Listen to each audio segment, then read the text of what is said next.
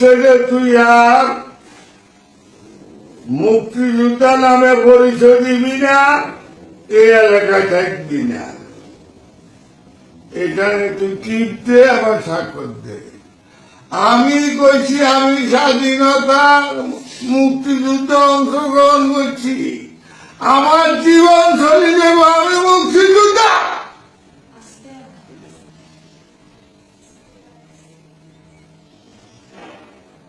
আমি পারি না, আমি আত্মহত্যা করতাম। আমারে চড়ছে শোয়াইয়া, আমারে বুঝাইছে, আমার মাথায় এভাবে বসে দিছে। আমি এটার বিচার চাই। আর বলছে 5টার আগে যদি বাড়ি থেকে না যাস, 5টার আগে বাড়ি থেকে না গেলে তাইলে তোদের বাপ বেটার মাংস, হাড় মাংস খুঁজি পাওয়া যাবে না। তুই এখানে ইসলামে টিপ দে আর স্বাক্ষর দে, আর আমার জীবন তোরা আমার জব করি দে, আমি কিন্তু ইসলামে স্বাক্ষর দেব না, এলাকা আমি ছাড়বো না। প্রতি 5টার আগে দেখতে বাবা, আমি ইজ্জতের ভয় আমি 5টার আগে চলে এসেছি। এখন যদি আপনারা বলেন উপদেষ্টা মন্ডলীর কাছে আমার দাবি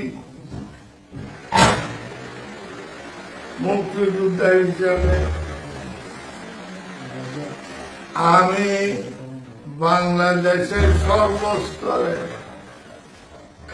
18 কোটি মানুষের কাছে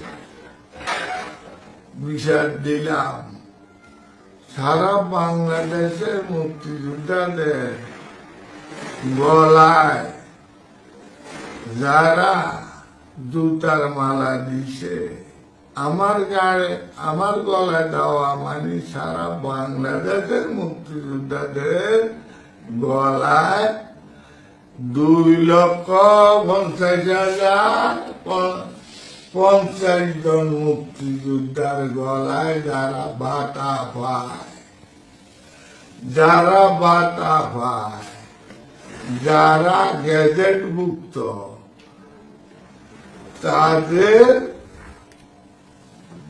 গলায় গতদিন জুতার মালা লাগে।